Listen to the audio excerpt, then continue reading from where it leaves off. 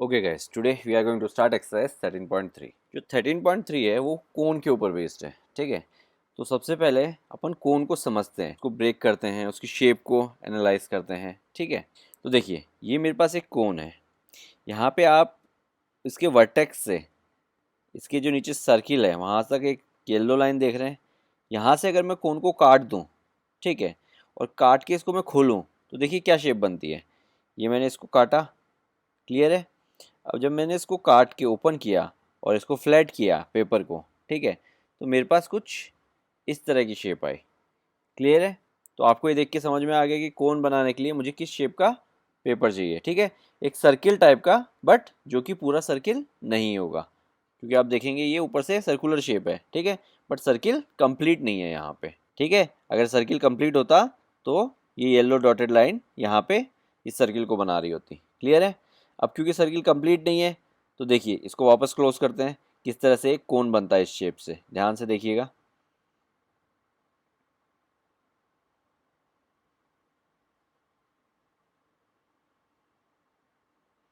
ठीक है, तो आपने कोन को ब्रेक करके यहाँ पे देखा। अब एक चीज़ ध्यान से देखिए, यहाँ पे क्या क्या दिया हुआ है डायमेंशंस। ठीक है, आप अगर देखेंगे तो यहाँ पे मुझे एच हाइट दी हुई है। ठीक है, और जो नीचे सर्किल है कोन का उसकी रेडियस आर है। उसके अलावा जो ये येलो लाइन है जहाँ से मैंने कोन को कट किया था वो क्या है, एल। जो येलो लाइन है उसको मैं स्लांट हाइट भी बोलता हूँ। ठीक है, स्लांट मीन्स थोड़ी सी टेढ़ी। ठीक है, तो ये जो कोन का जो टेढ़ा वाला पार्ट है उस वाले को अपन क्या बोलते हैं, स्लांट हाइट। तो ये एल क्या है, मेरी स्लांट हाइट है। देखिए मैं इसको आपको घुमा के दिखाता हूँ, आपको और ज़्यादा क्लियर होगा। अब आप देख पा रहे हैं एक परफेक्ट राइट एंगल ट्रायंगल बन रहा है आपके पास, जहाँ पे एल तो आपकी क्या है, हाइपोटेन्यूस है। ठीक है, आर और एच आपकी दो साइड्स हैं। क्लियर है। तो अब एक चीज़ सोचिए, मुझे अगर एल, एच और आर में से कोई दो चीज़ दे दी जाए तो मैं पाइथागोरस थ्योरम लगा के तीसरी चीज़ बड़े आराम से निकाल सकता हूँ। ठीक है, अगर मुझे एच और आर मालूम है तो मैं एल बड़े आराम से निकाल सकता हूँ, या फिर एल और आर मालूम है तो मैं एच बड़े आराम से निकाल सकता हूँ। और उसी तरह से अगर एल और एच मालूम है तो मैं आर भी निकाल सकता हूँ। क्लियर है ये चीज़। क्यों? क्योंकि ये जो शेप बन रही है एल, एच और आर की, ये एक राइट एंगल ट्रायंगल बन रही है। तो राइट एंगल ट्रायंगल में अपन पाइथागोरस थ्योरम अप्लाई करके जो भी अपने पास मिसिंग है उस चीज़ को निकाल सकते हैं। क्लियर है ये चीज़। ओके, अब समझते हैं कि मैं अगर रेडियस या हाइट, ठीक है, इंक्रीज या डिक्रीज करता हूँ तो कोन की शेप में किस तरह से क्या फ़र्क पड़ता है। देखिए यहाँ पे मेरी रेडियस क्या है, 3 है। मैंने रेडियस इंक्रीज करी तो आप देख रहे हैं कोन का जो बेस है, ठीक है, वो इंक्रीज हो गया क्योंकि रेडियस इंक्रीज हो गई। अब अगर मैं रेडियस को डिक्रीज कर देता हूँ तो मेरा कोन क्या है, एकदम पतला सा बनेगा। ये देखिए इस तरह से। ठीक है, अब देखिए एक तो मैं इस कोन को ओपन करता हूँ जैसे मैंने आपको वहाँ पे करके दिखाया था, वैसे ही मैं इस कोन को काटूँ जिसका रेडियस क्या है, 1। तो देखिए किस तरह की शेप आएगी। सबसे पहले तो ऊपर एक सर्किल, यहाँ पे आपको टोटल सरफेस एरिया समझाने की कोशिश की जा रही है। ठीक है, कि सरफेस एरिया में क्या क्या इंक्लूडेड होगा। अब देखिए मैं इस कोन को यहाँ से काट दिया मैंने। अब इसको मैं खोलना स्टार्ट करता हूँ।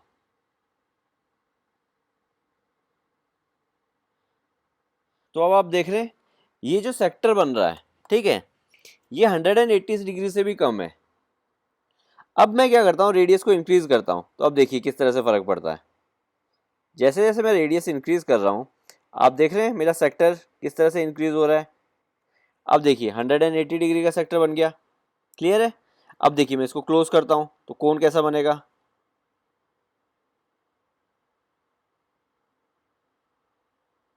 समझ में है। तो मैं इसको वापस ओपन कर देता हूँ। अब मैं रेडियस को और इंक्रीज करता हूँ। क्लियर है। तो अभी आपने देखा कैसे रेडियस इंक्रीज करने से मेरा सेक्टर इंक्रीज हो रहा है। क्लियर है ये चीज़।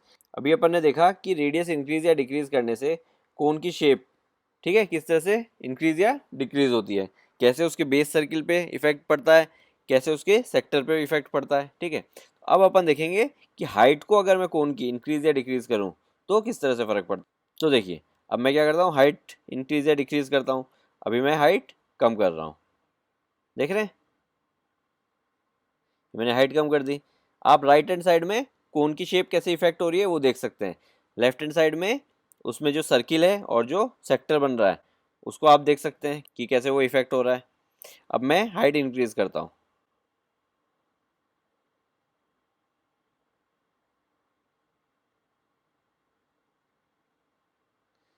क्लियर है? तो अब मैं इस कोन को क्लोज कर देता हूँ। तो अब देखिए, अब आते हैं अपन फॉर्मूला पे। ठीक है, फॉर्मूला मेरा बेसिकली ये किस चीज़ का है, सरफेस एरिया का फॉर्मूला है। किस तरह से बना उसका अभी अपन डेरिवेशन समझते हैं। क्लियर है? ओके, तो फॉर्मूले का डेरिवेशन समझने के लिए सबसे पहले तो ये शेप देखिए। ठीक है, ये जो शेडेड एरिया है, ठीक है, इससे मैं कौन बनाऊंगा, तो मेरा कर्व सरफेस एरिया क्या होगा, ये जो शेडेड पार्ट का एरिया है वही मेरा कर्व सरफेस एरिया होगा। ये चीज़ क्लियर है? तो अब मैं क्या करता हूँ, बेसिकली ये जो मेरा शेडेड पार्ट है इसको मैं अलग अलग सेक्टर्स में डिवाइड कर लेता हूँ। ठीक है, यानी छोटे छोटे टुकड़ों में डिवाइड कर लेता हूँ। देखिए मैंने क्या किया, मेरा जो शेडेड पार्ट था उसको अलग अलग छोटे छोटे सेक्टर्स में डिवाइड कर लिया। अब आप कितने भी सेक्टर्स में इसको डिवाइड कर सकते हैं। ठीक है, मैंने आपको विजिबल रहे उस हिसाब से डिवाइड किया है। अगर आप चाहें तो इनको इंक्रीज भी कर सकते हैं। देख रहे हैं?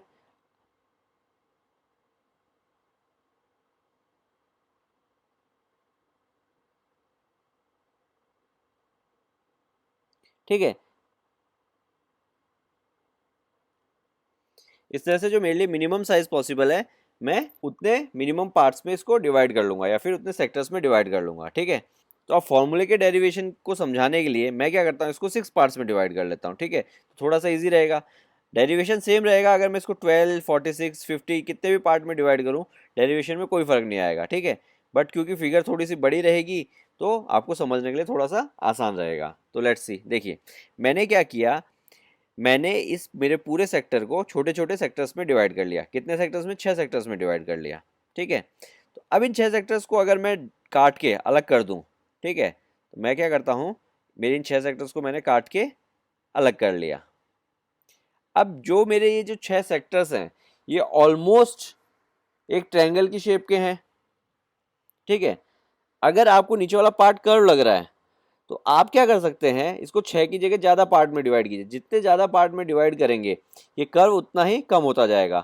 देखिए मैं दिखाता हूँ आपको। अब देखिए मैंने इसको 20 पार्ट्स में डिवाइड किया, तो अब तो ये आपको एकदम ट्रायंगल जैसा ही लग रहा होगा। क्लियर है? अब मैं क्या करता हूँ, और इंक्रीज कर देता हूँ। अब देखिए क्या अब कहीं पे भी आपको कर्व दिखाई दे रहा है? तो कहने का मतलब ये है, जितने छोटे पार्ट्स में आप डिवाइड करेंगे उतना ही परफेक्ट शेप का ट्रायंगल बनेगा। क्लियर है? तो मैं वापस 6 पार्ट्स पे जाता हूँ समझाने के लिए। ठीक है, तो आप मान लीजिए इनको कि अपन ने इनको इतने छोटे पार्ट में डिवाइड किया है कि ये परफेक्ट ट्रायंगल्स हैं।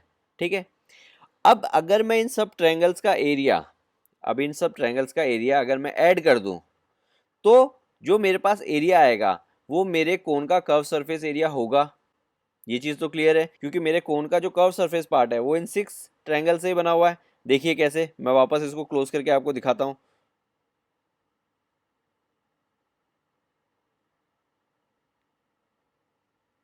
ठीक है, और अगर ये ज़्यादा पार्ट में होता, 18 पार्ट में, तो देखिए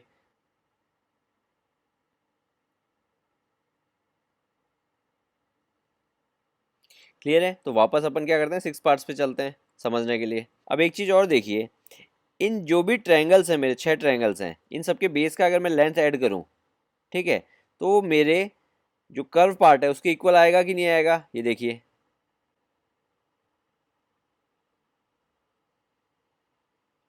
ठीक है, यानी जिस शेप से मेरा कोन बन रहा था, ठीक है, उसका आउटर वाला जो लेंथ था इन सभी ट्रायंगल के बेस को अगर मैं ऐड कर दूं तो उसके इक्वल है। ठीक है, देखिए मैं यहाँ पे पार्ट इंक्रीज करके आपको दिखाता हूँ। अब एकदम परफेक्ट लग रहा है, नहीं लग रहा है? ठीक है, अब मैं इस आर्क को वापस उसी शेप में ले जाता हूँ। ठीक है, तो अब ये सब देख के आप एक कोन को बेटर विजुलाइज कर पा रहे होंगे। ठीक है, तो अब आते हैं अपन डेरिवेशन पार्ट पे। अब देखिए डेरिवेशन को समझने के लिए मैं क्या करता हूँ, इन बेस को मैं नाम देता हूँ। इस बेस को मैं B1 बोलता हूँ, इस बेस को मैं B2 बोलता हूँ, इस बेस को मैं B3 बोलता हूँ, इस बेस को मैं B4 बोलता हूँ, इस बेस को मैं B5 और इस बेस को मैं B6 बोलता हूँ। क्लियर है? अब ये जो कर्व वाला पार्ट है, ठीक है, जो आप देख रहे हैं, ये कर्व पार्ट जो है एक्चुअली में जो मेरा कोन जब बन रहा है उसके नीचे वाला जो सर्किल है उसका सरकमफेरेंस है। ठीक है, वो मैंने आपको ब्रेक करके दिखाया था, एक बार वापस देख लीजिए अगर किसी को डाउट है तो। ऑब्जर्व कीजिएगा यहाँ पे कि जो मेरा कोन का नीचे वाला सर्किल है, ठीक है, उसका सरकमफेरेंस क्या है। अब मैं क्या करता हूँ, इस कोन को काट के अलग करता हूँ और फ्लैट कर देता हूँ, तो ये जो सर्कमफ्रेंस वाला पार्ट है इसको आप देखिएगा ध्यान से।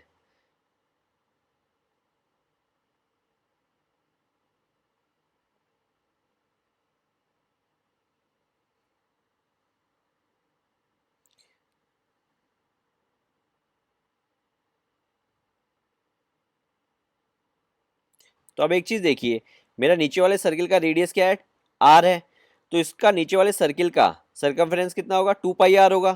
तो अब मैं इसको फ्लैट कर रहा हूं, तो मेरे पास जो नीचे वाला सर्किल है उसकी लेंथ मेरे पास 2 पाई आर ऑलरेडी है। तो वो जब मैं फ्लैट करता हूं तो कौन सी शेप है वहां पे फ्लैट होने के बाद, उसको ध्यान से देखिएगा।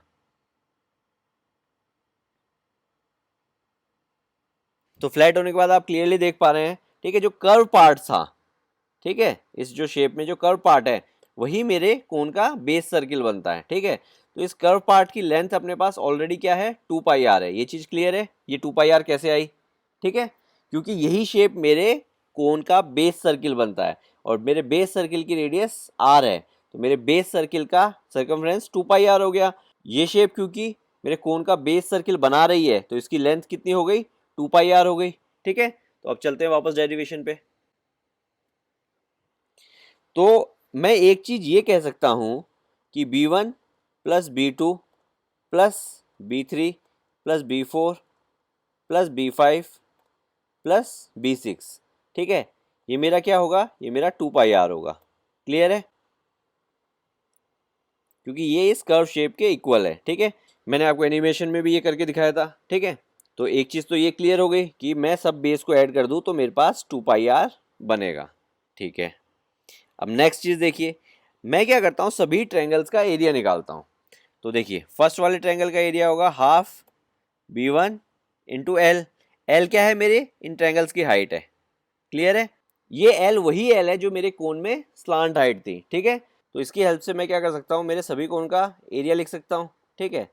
तो मैंने क्या किया, मेरे 6 कोन का एरिया लिख दिया। अब देखिए इन सब में मैं क्या करता हूँ, हाफ एल कॉमन ले लेता हूँ।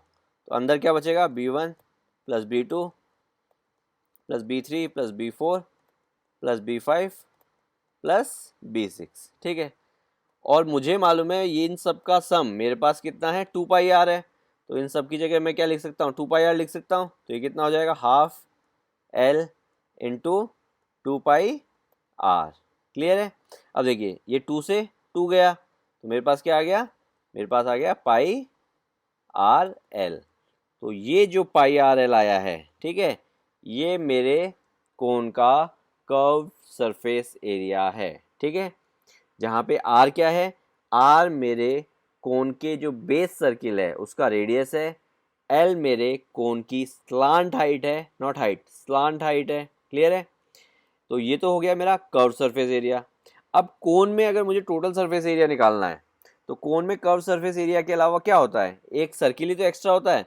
तो मैं क्या करूँगा, इसमें अगर पाई आर स्क्वायर ऐड कर दूँ, नीचे वाला जो सर्किल है उसका एरिया ऐड कर दूँ, तो इन दोनों को अगर मैं मिला दूँ तो मेरा क्या बन जाएगा, टोटल सरफेस एरिया।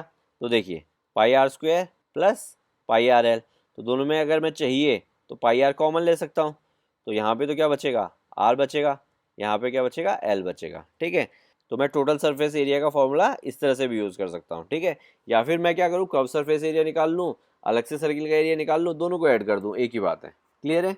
तो आपको कोन का कर्व सरफेस एरिया और टोटल सरफेस एरिया दोनों समझ में आ गए।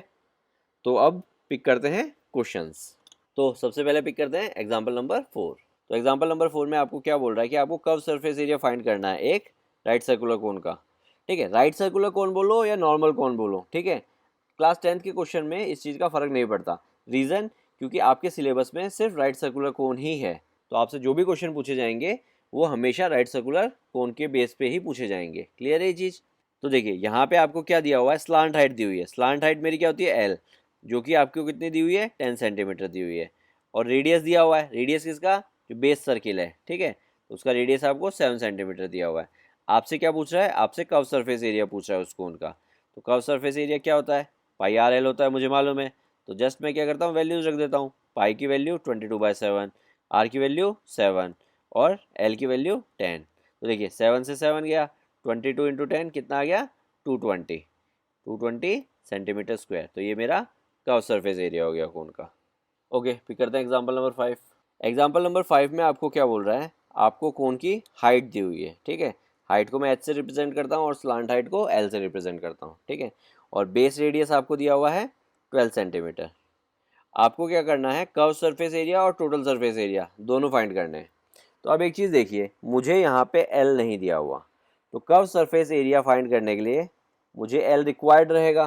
तो सबसे पहले मुझे क्या करना पड़ेगा, मुझे एल फाइंड करना पड़ेगा, ठीक है। तो एल के लिए मैंने आपको बताया था कि मैं पाइथागोरस थ्योरम लगा के एल फाइंड कर सकता हूँ।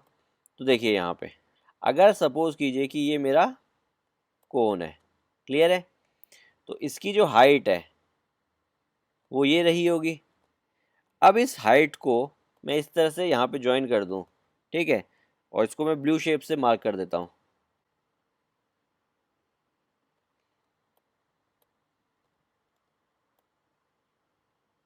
ठीक है, तो ये शेप मेरे पास एक राइट एंगल ट्रायंगल बन रही है, जहाँ पे क्या है, राइट एंगल ट्रायंगल। इस राइट एंगल ट्रायंगल में मुझे क्या दिया हुआ है, एक तो ये दिया हुआ है जो कि है रेडियस, जो कि मुझे 12 दिया हुआ है। एक ये वाली साइड दी हुई है जो कि है हाइट, जो कि मुझे 16 दी हुई है, ठीक है। एल साइड मेरे पास मिसिंग है, तो एल निकालने के लिए मैं क्या करता हूँ, इस राइट एंगल ट्रायंगल में पाइथागोरस थ्योरम लगाता हूँ। तो पाइथागोरस थ्योरम से क्या हो जाएगा, L square equal to 16 square plus 12 square. तो 16 स्क्वायर मेरे पास हो जाएगा 256, 12 स्क्वायर हो जाएगा 144। इनको ऐड करूंगा तो मेरे पास कितना आ जाएगा, एल स्क्वायर इक्वल टू 400। तो एल स्क्वायर अगर मेरे पास 400 है तो स्क्वायर उधर जाएगा तो क्या कर देगा, अंडर रूट। तो 400 का अंडर रूट कितना होता है, 20। क्लियर है, तो मेरे पास एल की क्या वैल्यू आ गई, एल की वैल्यू आ गई मेरे पास 20, ठीक है। तो अब मेरे पास एच आर एल तीनों चीज़ें हैं, ठीक है। तो अब मुझसे जो भी पूछ रहा है मैं सब कुछ निकाल सकता हूँ। तो देखिए सबसे पहले क्या करते हैं, कर्व सरफेस एरिया निकालते हैं। तो कर्व सरफेस एरिया होता है मेरा पाई आर एल। तो देखिए ये हो जाएगा 22/7, आर मेरा कितना है 12, एल मेरा कितना है 20। और दूसरी चीज़ यहाँ पे आपको क्वेश्चन में मेंशन है कि यूज़ पाई इक्वल टू 3.14, ठीक है। तो मुझे यहाँ पे पाई 22/7 लिखने की जगह 3.15 लिखना पड़ेगा, ठीक है। अगर क्वेश्चन में स्पेसिफिकली मेंशन है तो आपको वो फॉलो करना ही पड़ेगा, ठीक है, वरना आप 22/7 भी ले सकते हैं। तो देखिए 3.14 इंटू 12 इंटू 20, ठीक है। तो जब मैं इसको सॉल्व करूँगा तो मेरे पास आएगा 753.6 सेंटीमीटर स्क्वायर। तो ये तो मेरे पास क्या हो गया, कर्व सरफेस एरिया हो गया। अब मुझे क्या बोला है, total surface area second part में। तो देखिए टोटल सरफेस एरिया निकालने के लिए एक तरीका तो ये है कि मैं ये वाला फॉर्मूला अप्लाई कर दूँ कि pi R L plus pi R square. दूसरा तरीका ये है, क्योंकि मैं कर्व सरफेस एरिया निकाल चुका हूँ, यानी मैं क्या निकाल चुका हूँ, पाई आर एल निकाल चुका हूँ, पाई आर स्क्वायर मैं अलग से निकाल लूँ और इन दोनों को ऐड कर दूँ, ठीक है। तो मैं ऐसे भी कर सकता हूँ, तो मैं वही करता हूँ, पाई आर स्क्वायर अलग से निकाल देता हूँ। तो ये हो जाएगा पाई की जगह 3.14 और आर स्क्वायर, आर मेरा कितना है 12, यानी 12 स्क्वायर। तो हो जाएगा 3.14 इंटू 144। क्लियर है, तो इसको अगर मैं सॉल्व करूँगा तो मेरे पास आएगा 452.16 सेंटीमीटर स्क्वायर, ठीक है। तो ये मेरा टोटल सरफेस एरिया नहीं है, ये मेरा बेस का सर्किल का एरिया है। टोटल सरफेस एरिया कैसे आएगा मेरे पास, मुझे ये कर्व सरफेस एरिया और ये सर्किल का एरिया, इन दोनों को ऐड करना पड़ेगा, ठीक है। तो अगर मैं इन दोनों को ऐड करता हूँ, ठीक है, तो मुझे क्या मिलेगा, 1205.76 सेंटीमीटर स्क्वायर, ठीक है। तो ये मेरा फाइनल आंसर। ओके, पिक करते हैं example number 6। Okay, example number 6 में आपको फिगर दे रखा है एक कॉर्न का, ठीक है, भुट्टा जो होता है, उसके लिए आपको बोल रहा है कि इसको अज्यूम कीजिए कि ये एक परफेक्ट कॉर्न शेप का है, ठीक है। और कॉर्न शेप में आपको कॉर्न शेप की डिटेल दे रखी है। उसमें रेडियस आपको कितना दे रखा है, बेस का वो दे रखा है 2.1 सेंटीमीटर, ठीक है। तो ये हो जाएगा आर इक्वल टू 2.1 सेंटीमीटर। और लेंथ कितनी दे रखी है कोन की, लेंथ बोले तो यहाँ पे हाइट होगी, तो हाइट आपको दे रखी है 20 सेंटीमीटर। और इसके अलावा आपको बोल रहा है कि अगर 1 सेंटीमीटर स्क्वायर सरफेस एरिया के अंदर, ठीक है, मेरे pass on an average 4 grains हैं, यानी जो भुट्टा है या जो कॉर्न है उसके जो दाने होते हैं, ठीक है, ग्रेन्स, ठीक है, वो 1 सेंटीमीटर स्क्वायर एरिया के अंदर कितने हैं, 4 हैं, ठीक है।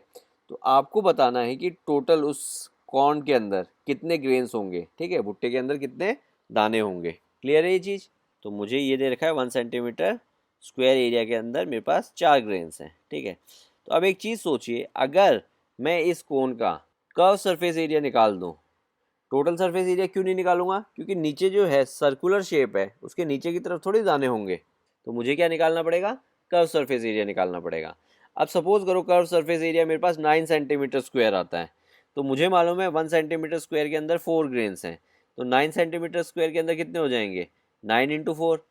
क्लियर है? तो मेरे पास जितना भी एरिया आएगा कोन का, इंटू 4 कर दूंगा तो मेरे पास टोटल नंबर ऑफ ग्रेन्स आ जाएंगे। ठीक है, तो कर्व सरफेस एरिया निकालने के लिए सबसे पहले मुझे क्या चाहिए? पाई आर एल। एल तो मुझे दे ही नहीं रखा, बट मुझे आर और एच दे रखा है। ठीक है, तो मैं फॉर्मूला लगा देता हूँ। फॉर्मूला क्या होता है? L square equal to R square plus H square. तो देखिए एल स्क्वायर क्या हो जाएगा मेरा? 2.1 का स्क्वायर। 2.1 का स्क्वायर मेरे पास कितना आएगा? 4.41। ठीक है, और उसके बाद 20 का स्क्वायर, तो 20 का स्क्वायर मेरे पास कितना आएगा? 400। ठीक है, तो इनको अगर मैं ऐड करूँगा तो मेरे पास आ जाएगा 404.41। ठीक है, तो एल मेरा कितना हो जाएगा? इसका अंडर रूट। अब अंडर रूट कैसे निकालते हैं? ठीक है, क्लास 8th में अंडर रूट का लॉन्ग डिवीजन का मेथड जिसको याद है वो यहाँ पे बिना डरे अंडर रूट बड़े इजीली निकाल सकता है। ठीक है, बट जिसको याद नहीं है वो प्लीज़ एक बार रिकॉल कीजिए पुराने बुक से या फिर हमारे क्लास 8 की वीडियोस से। ठीक है, मैं एक यहाँ पे आपको करके बता देता हूँ। लॉन्ग डिवीजन में सबसे पहला काम क्या होता था? मुझे दो दो के पेयर बनाने होते थे। तो डेसिमल से लेफ्ट हैंड साइड में मैं स्टार्ट करता था, तो पहले दो तो ये, उसके बाद इस तरफ। ठीक है, तो डेसिमल से तो लेफ्ट हैंड साइड में स्टार्ट करता हूँ और डेसिमल के बाद राइट हैंड साइड में स्टार्ट करता हूँ, तो डेसिमल के बाद ये दो। क्लियर है? उसके बाद मुझे क्या करना होता था? मुझे यहाँ पे एक ऐसा नंबर लिखना होता था जिसका स्क्वायर जो मेरा फर्स्ट पेयर है, मेरा फर्स्ट पेयर क्या है? 4 का ही है, क्योंकि अकेला है वो, और अगर चाहिए तो आप इसको 0 4 भी लिख सकते हो, तो ये पेयर बन जाएगा। ठीक है, तो मुझे पहला नंबर इस तरह से लिखना है कि जो भी मैं नंबर लिखूँ उसका स्क्वायर जो मेरा फर्स्ट पेयर है उसके बराबर या उससे छोटा हो। तो बताइए यहाँ पे क्या लिख सकते हैं? 3 में लिख नहीं सकता क्योंकि 3 का स्क्वायर क्या होता है? 9। 2 में लिख सकता हूँ क्योंकि 2 का स्क्वायर होता है 4, तो ये इससे बड़ा नहीं है, इसके जस्ट बराबर है, तो मैंने यहाँ पे 2 लिख दिया। ऊपर भी मैं 2 लिख दूंगा। ठीक है, अब मैं 2 का स्क्वायर लिख दूंगा, यहाँ पे कितना आया? 4। अब इसको मैं सब्ट्रैक्ट करूँगा, तो मेरे पास कितना मिलेगा? 0 आ जाएगा। तो यहाँ पे तो मैं 0 लिख दूंगा, ऊपर से नेक्स्ट पेयर को नीचे ले आऊँगा। ठीक है, तो ये हो गया। अब मैं इस 2 को क्या करूँगा? डबल कर दूंगा, तो इसका डबल कितना हो जाएगा? मेरे पास 4 हो जाएगा। अब यहाँ पे एक ब्लैंक स्पेस रहेगी, इस ब्लैंक स्पेस में मैं कोई ऐसा नंबर फिल करूँगा, ठीक है, जिसको अगर मैं इस नंबर से मल्टीप्लाई करूँ तो मुझे यहाँ पे जो मेरे पास सामने नंबर है उससे छोटा नंबर मिलना चाहिए। फॉर एग्जांपल देखिए, अगर मैं यहाँ पे x लिखता हूँ यहाँ पे डैश की जगह, तो मुझे इस पूरे को x से मल्टीप्लाई करना पड़ेगा। यानी सपोज कीजिए अगर मैं 1 लिखता हूँ तो मुझे इसको 1 से मल्टीप्लाई करना पड़ेगा। यहाँ पे 2 लिखता हूँ तो इसको 2 से मल्टीप्लाई करना पड़ेगा। 3 लिखता हूँ तो 3 से मल्टीप्लाई करना पड़ेगा। ठीक है, बट कंडीशन क्या है? इनका जो प्रोडक्ट है वो मेरे इस नंबर से छोटा या उसके बराबर आना चाहिए। क्लियर है? तो देखिए 1 भी लिखता हूँ तो 41 आता है, 2 लिखता हूँ तो और भी बड़ा हो जाता है। ठीक है, तो 4 से तो सभी बड़े आ रहे हैं, तो मैं क्या लिख सकता हूँ यहाँ पे? मैं यहाँ पे 0 लिख सकता हूँ। क्लियर है? क्योंकि अब देखिए 40 0, तो इसको मल्टीप्लाई किससे करूँगा? 0 से, तो ऊपर भी 0 आ जाएगा यहाँ पे और यहाँ पे नीचे भी 0 आ जाएगा। अब मैं क्या कर दूंगा? 4 में से 0 सब्ट्रैक्ट किया तो वापस क्या मिला मुझे? 4। ठीक है, अब जो मेरा डैश वाला नंबर है उसको मुझे डबल करना है, तो 0 का डबल क्या होता है? 0 ही होता है, तो यहाँ पे आ गया 40 डैश। क्लियर है? अब क्योंकि मैं डेसिमल के बाद वाला पेयर नीचे लेके आ रहा हूँ, ठीक है, तो मुझे क्या करना पड़ेगा? मुझे यहाँ पे एक डेसिमल लगाना पड़ेगा। ठीक है, अब अगेन 40 में मुझे कुछ नंबर फिल करना है। ठीक है, और नंबर इस तरह से फिल करना है कि मुझे 441 से या तो इक्वल या उससे छोटा कुछ मिले। तो देखिए हिट एंड ट्रायल करते हैं। 40 अगर मैं 2 लिखता हूँ तो देखो मुझे इससे 2 से मल्टीप्लाई करना पड़ेगा, तो मुझे क्या मिलेगा? मुझे 804 मिलेगा। वो तो इससे बहुत बड़ा है, तो मैं 2 नहीं लिख सकता, तो मैं क्या करता हूँ? थोड़ा छोटा लिखने की कोशिश करता हूँ, 1 लिखता हूँ। जब मैं 1 लिखता हूँ तो 1 से ही मल्टीप्लाई करूँगा, तो मुझे क्या मिलेगा? 401। तो ये 441 से छोटा है। ठीक है, तो मैं यहाँ पे क्या फिल कर देता हूँ? 1 फिल कर देता हूँ। ऊपर भी क्या आ जाएगा? 1 आ जाएगा, और यहाँ पे क्या आ जाएगा? 401। क्लियर है? अब इसमें से इसको सब्ट्रैक्ट करूँगा तो मुझे कितना मिलेगा? 40 मिलेगा। तो अब देखिए मेरे पास ऊपर से नीचे लाने के लिए अब और कुछ नहीं है, तो अगर मैं चाहूँ तो डेसिमल के बाद तो मैं कितने भी 0 लगा सकता हूँ, तो एक पेयर में 0 0 का भी बना देता हूँ। ठीक है, और नेक्स्ट स्टेप में इनको नीचे ले आता हूँ। क्लियर है? तो जब ये नीचे आ जाएंगे तो यहाँ पे ये हो जाएगा 4000। और यहाँ पे जो डैश वाला नंबर है उसको डबल कर देता हूँ नेक्स्ट स्टेप में, तो यहाँ पे क्या हो जाएगा 402 डैश। ठीक है, अब अगेन मुझे डैश में कुछ भरना है, तो यहाँ पे आप देखिए 1 भी नहीं भर सकते क्योंकि 1 भरते ही वो 4000 से बड़ा हो जाएगा, तो आपको क्या भरना पड़ेगा, 0 भरना पड़ेगा। ठीक है, तो यहाँ पे क्या आ जाएगा, 0 आ जाएगा, तो इसमें सब्ट्रैक्ट क्या करना पड़ेगा आपको, 0 0 0, तो वापस मुझे क्या मिलेगा, 4000 मिल जाएगा। क्लियर है। तो अब देखिए मुझे डैश वाला नंबर डबल करना पड़ेगा, तो हो जाएगा 4020 डैश, क्योंकि 0 का डबल तो क्या होता है, 0 ही होता है। अब मुझे डैश में कुछ भरना है और यहाँ पे मेरे पास 4000 है, ऊपर से मुझे और भी कुछ नीचे लाना पड़ेगा, 2 0 और ऊपर से नीचे ले आता हूँ। ठीक है, तो ये हो जाएगा 4 लाख। ठीक है, तो अब यहाँ पे क्या भरूंगा मैं कि मुझे 4 लाख से जस्ट छोटा मिले। ठीक है, तो यहाँ पे मैं सिंगल डिजिट भर सकता हूँ, तो देखिए मैं 9 भर के ट्राई करता हूँ। ठीक है, तो देखिए 40209 इंटू 9, तो देखिए इसको अगर मैं मल्टीप्लाई करूँगा तो मुझे मिलेगा 361881। ठीक है, अब क्योंकि मैंने यहाँ पे 9 फिल किया है, ठीक है, तो ऊपर भी मैं 9 लिख दूंगा और यहाँ पे लिख दूंगा 361881, फिर इसको सब्ट्रैक्ट करूँगा। ठीक है, तो इस तरह से मैं कंटिन्यू कर सकता हूँ, बट मुझे इससे ज़्यादा करने की ज़रूरत नहीं है, क्यों, क्योंकि मुझे ऊपर 3 डिजिट नंबर मिल गया है। तो मैं इसको क्या करता हूँ, राउंड ऑफ कर लेता हूँ। ठीक है, इसको अगर मैं राउंड ऑफ कर लेता हूँ तो मेरे एल की वैल्यू क्या आ जाएगी, 20.11। ठीक है, तो मैंने एल की वैल्यू निकाल ली और साथ के साथ आपको लॉन्ग डिवीजन भी रिवाइज करवा दिया। ये बहुत इंपॉर्टेंट है, मोस्ट ऑफ द बच्चे क्लास 9th में आते ही लॉन्ग डिवीजन भूल जाते हैं। लॉन्ग डिवीजन अंडर रूट निकालने के लिए आपको बहुत हेल्प करता है। ठीक है, तो इसको प्रॉपरली रिवाइज कर लीजिएगा और कहीं पे भी कोई डाउट आता है तो don't hesitate, just give us a call, we will try to help you out. अब अपने पास एल की वैल्यू आ गई, अब मैं बड़े इजीली पाई आर एल निकाल सकता हूँ। ठीक है, मुझे कुछ नहीं करना, इसमें जस्ट वैल्यूज रखनी है।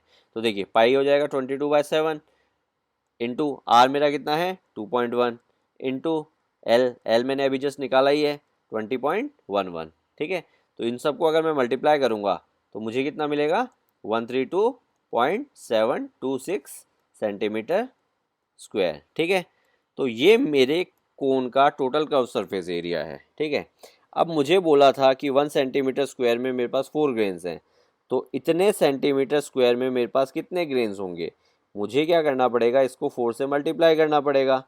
इसको अगर मैं 4 से मल्टीप्लाई करूँगा तो मेरे पास आएगा 530.905। ठीक है, तो अगर मैं राउंड ऑफ कर दूँ इसको तो मैं कह सकता हूँ कि मेरे पास अप्रॉक्स 531 ग्रेन्स हैं। क्लियर है ये चीज़। Okay, let's start exercise 13.3। Let's pick question number 1। Okay, question number 1 में आपको क्या दिया हुआ है, आपको जो बेस सर्किल होता है कोन का, ठीक है, उसका आपको डायमीटर दिया हुआ है। डायमीटर कितना है 10.5 सेंटीमीटर और उसकी स्लांट हाइट दी हुई है। स्लांट हाइट कितनी दी हुई है आपको, 10 सेंटीमीटर दी हुई है। ठीक है, तो देखिए डायमीटर 10.5 है तो रेडियस कितना हो जाएगा, इसका हाफ यानी 10.5 divide by 2 which will be 5.25। Clear है, तो मैंने रेडियस निकाल लिया। स्लांट हाइट मुझे ऑलरेडी गिवन है, मुझे कर्व सरफेस एरिया पूछा है, तो कर्व सरफेस एरिया निकालने के लिए जो जो चाहिए वो मेरे पास सब कुछ है, क्योंकि उसका फॉर्मूला क्या होता है, पाई आर एल। तो देखिए मुझे क्या करना है, जस्ट वैल्यूज़ रखनी है। तो पाई की वैल्यू तो हो गई 22/7, आर की वैल्यू मैंने अभी निकाली 5.25 और एल मेरा कितना है 10। तो इसको अगर आप सॉल्व करेंगे तो आपके पास आएगा 165 सेंटीमीटर स्क्वायर। ठीक है, तो ये मेरे कोन का कर्व सरफेस एरिया हो गया। ओके, पिक करते हैं क्वेश्चन नंबर 2। क्वेश्चन नंबर 2 में देखिए आपको क्या दे रखा है, स्लांट हाइट दे रखी है कितनी, 21 मीटर।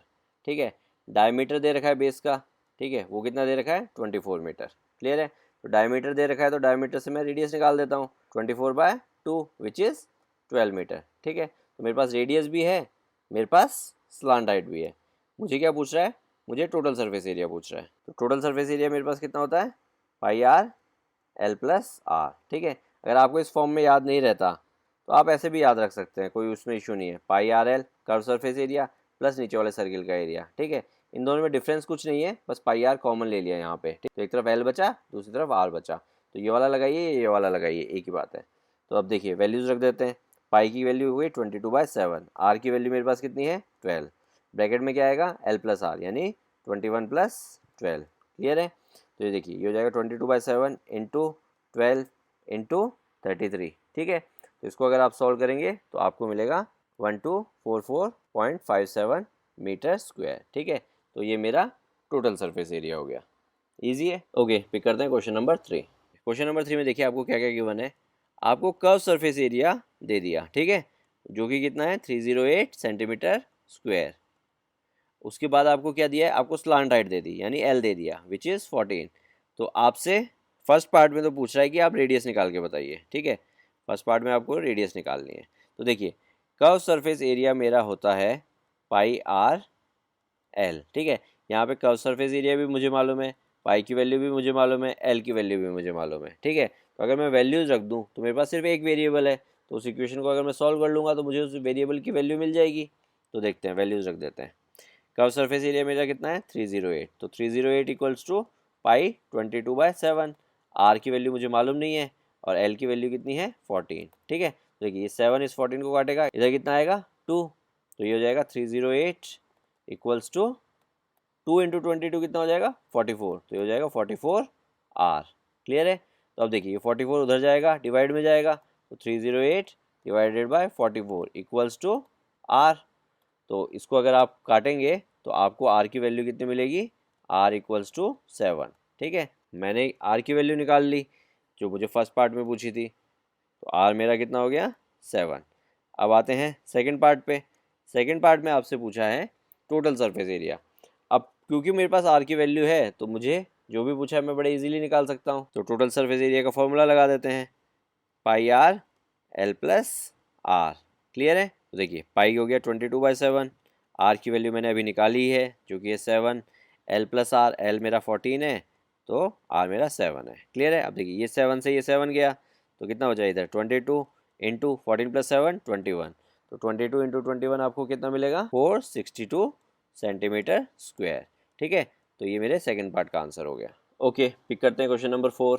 क्वेश्चन नंबर 4 में क्या बोल रहा है, conical tent is 10 metre high, ठीक है।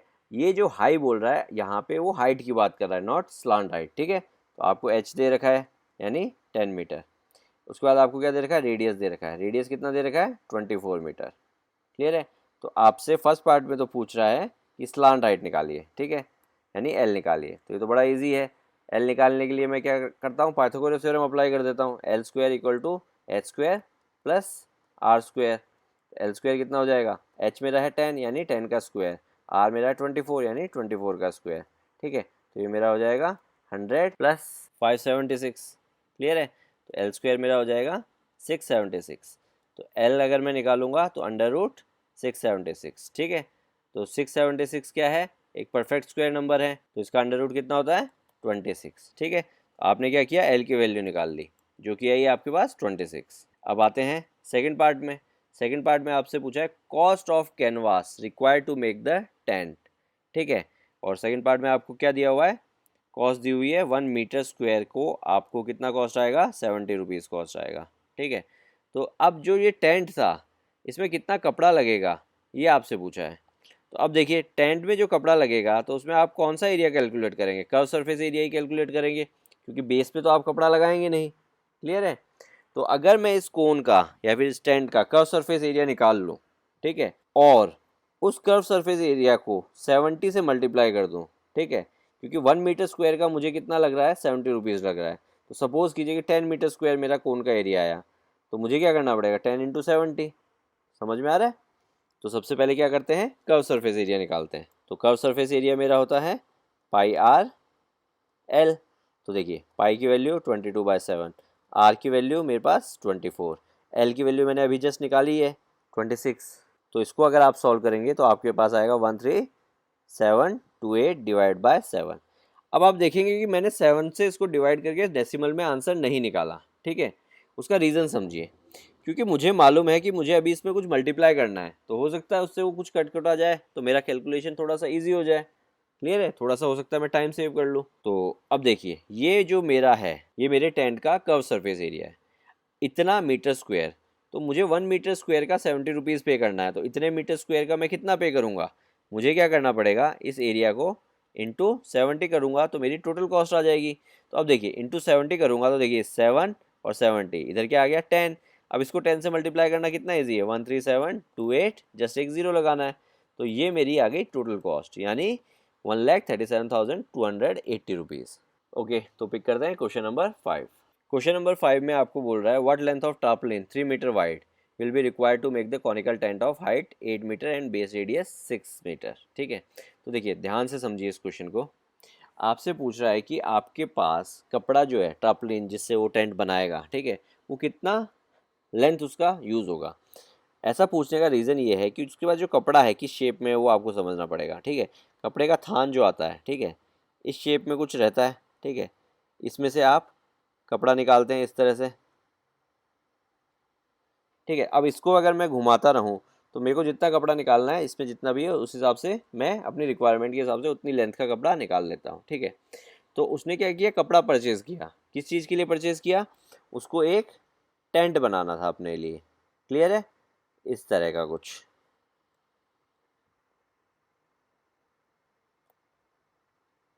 तो वो अपन से अब क्वेश्चन में पूछा है कि मुझे ऐसा टेंट बनाना है जिसकी हाइट तो क्या है 8 है और जिसका बेस रेडियस कितना है 6 मीटर है।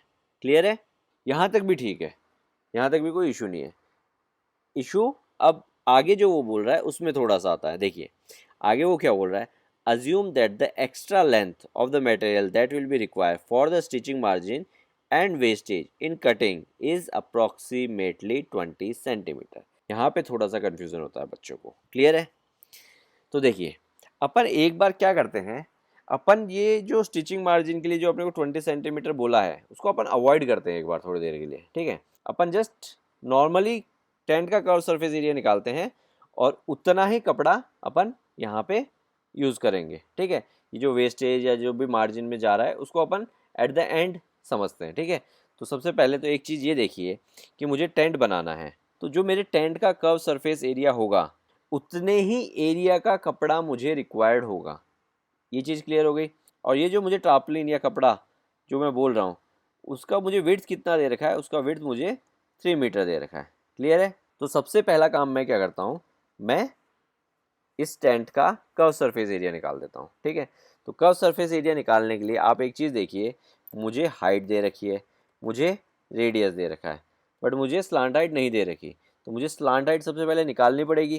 तो एल स्क्वायर मेरा क्या हो जाएगा, 8 स्क्वायर प्लस 6 स्क्वायर। तो एल स्क्वायर हो गया मेरा, 8 स्क्वायर कितना होता है 64 और 6 स्क्वायर होता है 36। तो एल स्क्वायर हो गया मेरा 100। तो एल की वैल्यू मेरी क्या आ गई, √100। √100 कितना होता है 10। तो L मेरा क्या है यहाँ पे 10 हो गया। ठीक है, तो अब क्योंकि मेरे पास L आ चुका है तो मैं बड़े इजीली कर्व सरफेस एरिया निकाल सकता हूँ। कर्व सरफेस एरिया मेरा कितना हो जाएगा, πr_l। तो मैं क्या करता हूँ, जस्ट वैल्यूज रख देता हूँ, 22/7 और रेडियस मेरा कितना है 6 और मैंने L निकाला है 10। तो इसको मैं सॉल्व करता हूँ। तो अब मैं क्या करता हूँ, जस्ट वैल्यूज रख देता हूँ। एक चीज़ और ध्यान रखिएगा, क्वेश्चन में बोला है यूज पाई इक्वल टू 3.14। ठीक है, तो आपको पाई की वैल्यू क्या रखनी पड़ेगी 3.14। 22/7 रखो या 3.14 रखो एक ही बात है, बट क्वेश्चन में स्पेसिफिकली आपको बोल दिया तो आप वही रखिए। क्लियर है, तो देखिए इसको अगर आप सॉल्व करेंगे, इनको अगर आप मल्टीप्लाई करेंगे तो आपको मिलेगा 188.4 मीटर स्क्वायर। क्लियर है, तो इसको मैं एक बॉक्स में बना देता हूँ। ठीक है, ये है मेरा कर्व सरफेस एरिया। अब इस कर्व सरफेस एरिया के इक्विवेलेंट मुझे कपड़े का एरिया चाहिए। अब अगर आप कपड़े को देखेंगे तो कपड़ा मेरा एक रेक्टेंगुलर शेप में होगा, ये चीज़ तो आप देख ही सकते हैं क्लियरली। तो जो कपड़ा का एरिया होगा उसकी विड्थ तो मुझे मालूम है, उसमें कितनी लेंथ मुझे उससे लेनी है वो मुझे डिसाइड करना है। तो सपोज़ कीजिए मुझे उससे L मीटर लेना है और L मीटर वो इस तरह से होगा कि उसका जो एरिया आएगा मेरे कपड़े का वो किसके इक्वल आएगा, मेरे कर्व सरफेस एरिया के इक्वल आएगा। यानी L इंटू 3 इक्वल्स टू मेरा कितना होना चाहिए 188.4 मीटर स्क्वायर होना चाहिए। ठीक है, तो इससे क्या किया मैंने, L की वैल्यू निकाल ली, 3 यहाँ पे मल्टीप्लाई है उधर जाके डिवाइड में जाएगा। तो 188.4 डिवाइडेड बाय 3 ये मेरा आ जाएगा 62.8 मीटर। ठीक है, यानी जो मुझे उससे कपड़ा खरीदना है वो कितना खरीदना है 62.8 मीटर। ठीक है, अगर मुझे बिल्कुल भी कपड़े का वेस्टेज नहीं है तो कंडीशन अप्लाई। मैं ऐसा क्यों बोल रहा हूँ, जनरली क्वेश्चन में क्या होता है you can exclude the wastage या इस तरह से कुछ लिख देते हैं तो आपको उस सब चीज़ों की चिंता नहीं करनी पड़ती। बट यहाँ पे वेस्टेज के बारे में उसने एक स्टेटमेंट दे दिया। ठीक है, तो वो अपने को टेक केयर करना पड़ेगा अब यहाँ पे। तो अभी ये जो 62.8 मीटर जो मेरी लेंथ आई है बेसिकली, ये मेरे कपड़े की एक्चुअल लेंथ नहीं है।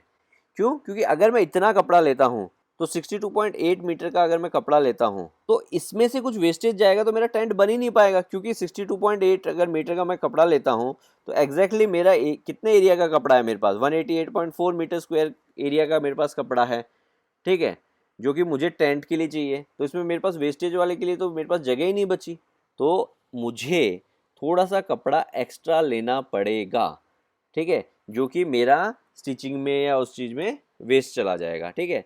तो मेरे पास इफेक्टिव कपड़े की लेंथ जो बचेगी 62.8 बचेगी। अब आते हैं स्टेटमेंट में, वेस्टेज के बारे में क्या बोल रहा है। वो वेस्टेज के बारे में ये बोल रहा है कि अप्रॉक्सीमेटली 20 सेंटीमीटर के आसपास, ठीक है, आपके पास कपड़े की लेंथ वेस्ट जाएगी। तो अब एक चीज़ देखिए, मैं आपके लिए ड्रॉ कर देता हूँ।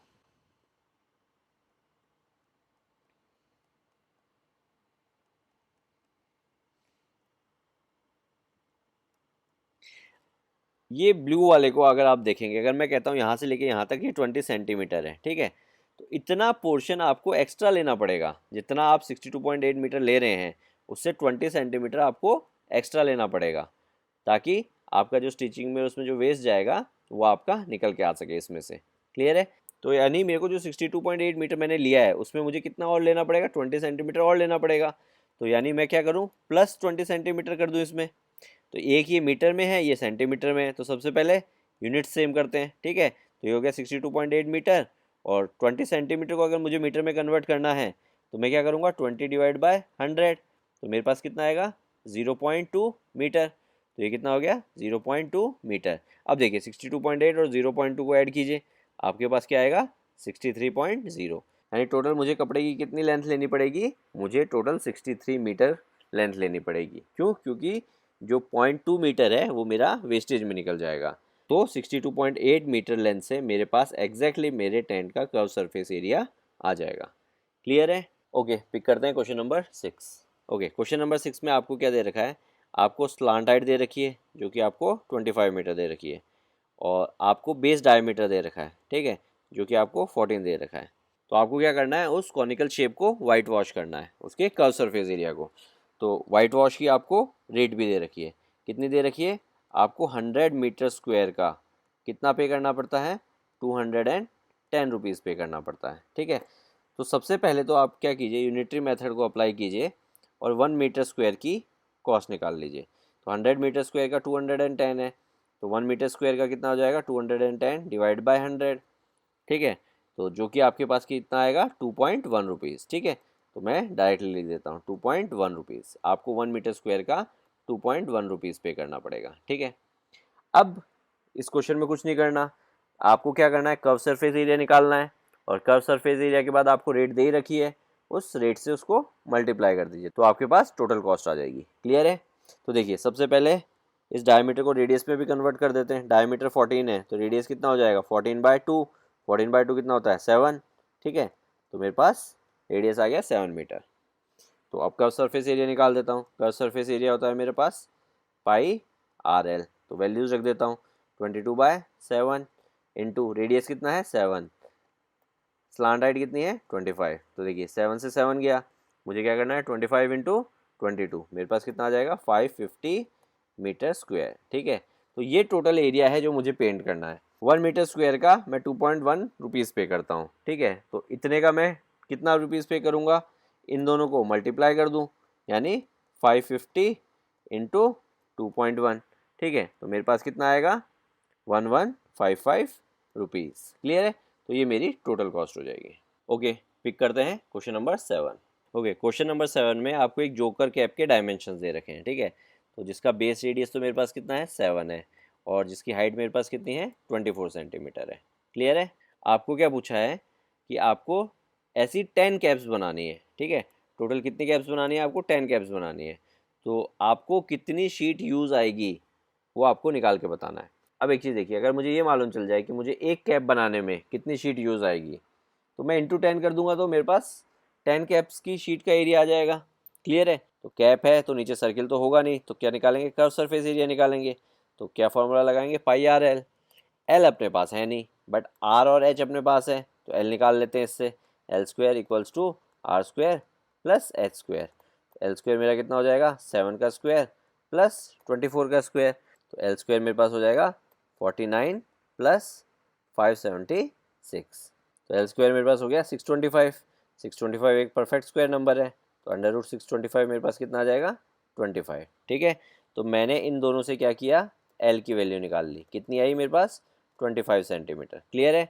अब मैं क्या करता हूँ, इस फॉर्मूले में वैल्यूज रख देता हूँ। पाई की जगह तो क्या रखूँगा 22/7, आर की जगह क्या रखूँगा 7, एल की जगह क्या रखूँगा 25। ठीक है, तो 7 से 7 गया, तो 22 इंटू 25 करूँगा तो कितना आएगा 550 सेंटीमीटर स्क्वायर। तो ये मेरे पास जो आया है, ये मेरे पास एक कैप का एरिया है। मेरे पास ऐसी टोटल 10 कैप्स हैं। ठीक है, तो 10 कैप्स का एरिया कितना हो जाएगा इंटू 10, यानी 550 इंटू 10 कितना होगा 5500। ठीक है, तो ये मेरे पास 5500 सेंटीमीटर स्क्वायर मेरे पास टोटल 10 कैप्स का एरिया है।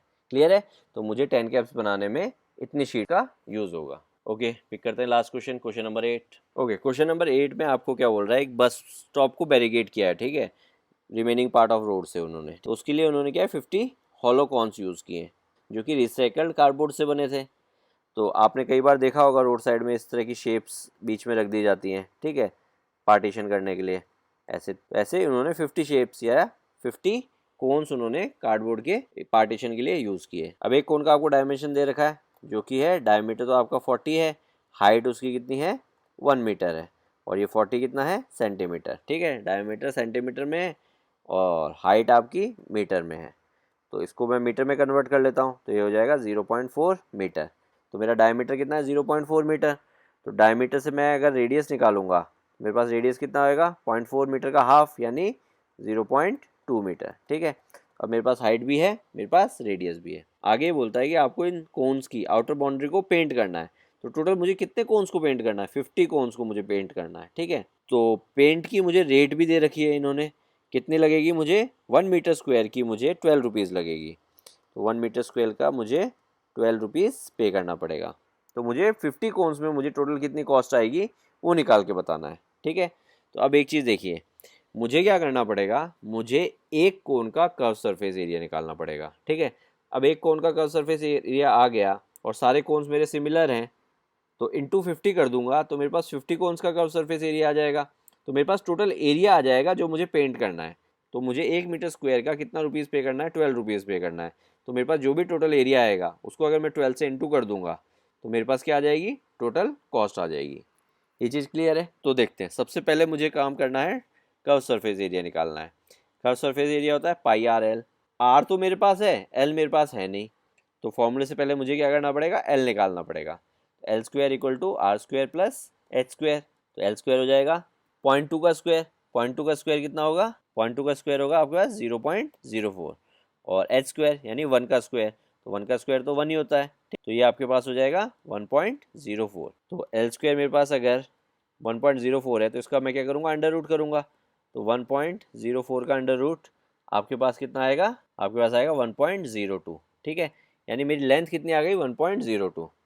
अब कई बच्चों को ये लग रहा होगा 1.04 का अंडर रूट 1.02, आपको विश्वास नहीं हो रहा तो आप मल्टीप्लाई करके देख लीजिए। देखिए 1.02 इंटू 1.02। ठीक है, तो देखिए ये 2 2 ज़ा 4, 2 0 ज़ा 0, 2 1 ज़ा 2, और फिर 0 से मल्टीप्लाई करेंगे तो 0 0 0, फिर 1 से मल्टीप्लाई करेंगे तो ये हो जाएगा 2 0 1। ठीक है, तो अब देखिए ये तो हो जाएगा 4, ये हो गया 0, ये हो गया 4, ये हो गया 0, ये हो। अब देखिए डेसिमल के बाद 2 डिजिट इसमें है, 2 डिजिट इसमें है, तो अपने को डेसिमल के बाद कितनी डिजिट छोड़नी पड़ेगी 4। तो देखिए डेसिमल कहाँ पे आएगा मेरा यहाँ पे। तो अब देखिए ये 1.04 है कि नहीं है। ठीक है, अगर मैं 2 डिजिट तक ले लूँ तो, या फिर इसको 2 डिजिट तक राउंड ऑफ करूँ तो। क्लियर है। और इसका अंडर रूट अगर आपको निकालना है तो मैं आपको लॉन्ग डिवीजन वैसे तो मैंने एग्जाम्पल में भी बताया था, मैं एक बार यहाँ पे वापस बता देता हूँ। ठीक है, आप क्या करेंगे, सबसे पहले 1.04 लिखेंगे, 1 से पहले 0 लगा सकते हैं अपन। ठीक है, कोई फ़र्क नहीं पड़ता।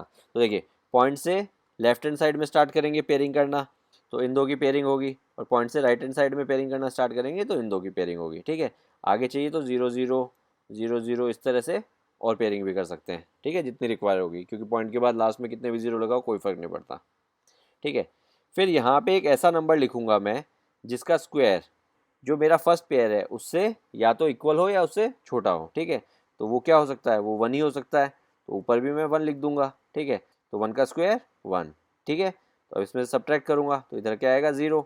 अब क्योंकि मैं डेसिमल के बाद की वैल्यूज नीचे उतार रहा हूँ तो मुझे ऊपर डेसिमल लगाना पड़ेगा। अब मैं नीचे उतार सकता हूँ, तो ये कितना हो गया 4 हो गया। अब मैं क्या करूँगा, जो मेरे पास ये 1 था इसको मुझे डबल करना पड़ेगा, ठीक है। तो 1 का मैंने डबल किया और एक डैश लगा दिया। यहाँ पे डैश में मुझे कुछ फिल करना पड़ेगा, कोई नंबर फिल करना पड़ेगा। सपोज कीजिए मैं एक्स फिल करता हूँ तो मुझे इसको एक्स से मल्टीप्लाई करना पड़ेगा, क्लियर है।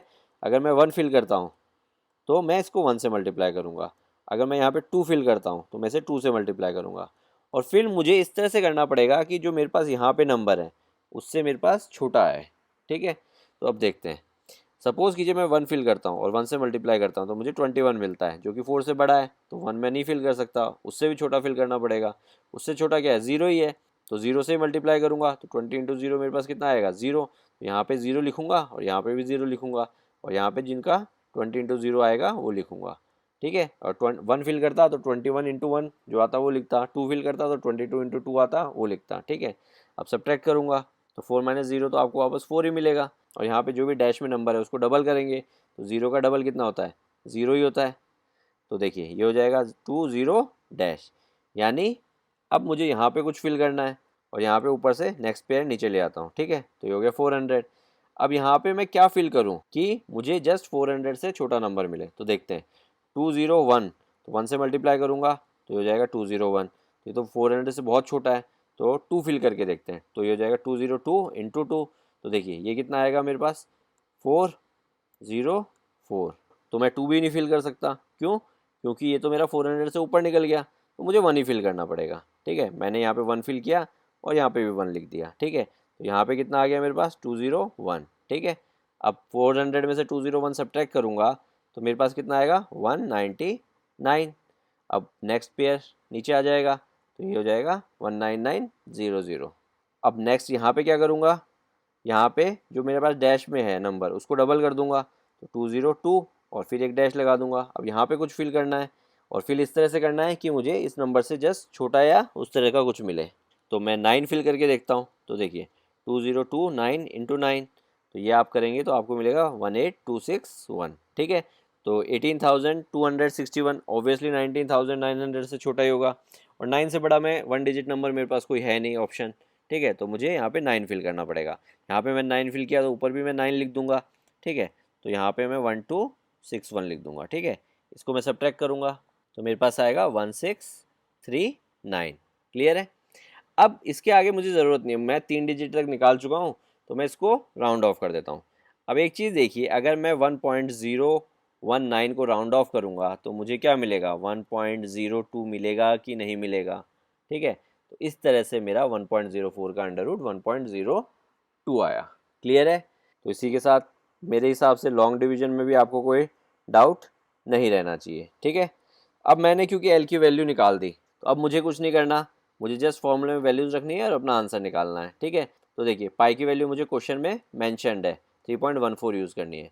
अच्छा, क्वेश्चन में अंडर रूट 1.04 की वैल्यू भी गिवन है, तो आपका काम तो और आसान हो गया, मैंने देखी नहीं थी, बट स्टिल मुझे लॉन्ग डिवीजन बताना था, तो दोनों ही काम हो गए अपने, क्लियर है। तो देखिए 3.14 इंटू आर मेरा कितना है 0.2 और एल मेरा कितना है 1.02, ठीक है। इसको अगर मैं मल्टीप्लाई करूँगा तो मुझे मिलेगा 0.64056 मीटर स्क्वायर, ठीक है। तो ये मेरा क्या आया है, मेरे एक कोन का कर्व सरफेस एरिया आया है, ठीक है। तो मेरे पास ऐसे कितने कोन्स हैं टोटल, मेरे पास ऐसे टोटल 50 कोन्स हैं। तो इसको मुझे किससे मल्टीप्लाई करना पड़ेगा, 50 कोन से मल्टीप्लाई करना पड़ेगा, तो मेरे पास टोटल एरिया आएगा जो मुझे पेंट करना है, ठीक है। कई बच्चे जल्दबाजी में क्या करेंगे, इसी को 12 से मल्टीप्लाई कर देंगे, ठीक है। तो ये चीज़ ध्यान रखिए। तो इसको अगर मैं 50 से मल्टीप्लाई करूँगा तो मेरे पास आएगा 32.028 मीटर स्क्वायर, ठीक है। तो इतना एरिया मुझे पेंट करना है। 1 मीटर स्क्वायर का मैं 12 रुपीज़ देता हूँ, तो इतने मीटर स्क्वायर का मैं कितना रुपीज़ पे करूँगा, इंटू 12 कर दूँ, ठीक है। तो मेरे पास टोटल कॉस्ट आ जाएगी। तो इसको अगर मैं इंटू 12 करूँगा तो मेरे पास आएगा 384.336 रुपीज़, ठीक है। तो अगर मुझे 2 डिजिट में राउंड ऑफ करना है तो मैं इसको लिख सकता हूँ 384.34 रुपीज़, ठीक है, क्लियर है। तो इसी के साथ ये एक्सरसाइज ख़त्म होती है, ठीक है। और प्लीज़ अपने आप को एनसीईआरटी तक लिमिटेड मत रखिए, ये बेस बनाने का टाइम है, ठीक है। और कहीं पे भी कोई भी डाउट आता है तो don't hesitate, just give us a call. Okay, see you in the next video. Ramyo Mentoring, make a difference. Hereby students can contact us for group and individual mentoring sessions. Our location is mentioned in video description. Others can contact us for online classes, online doubt clearing sessions, and for other online videos which are not publicly available on YouTube. Thank you.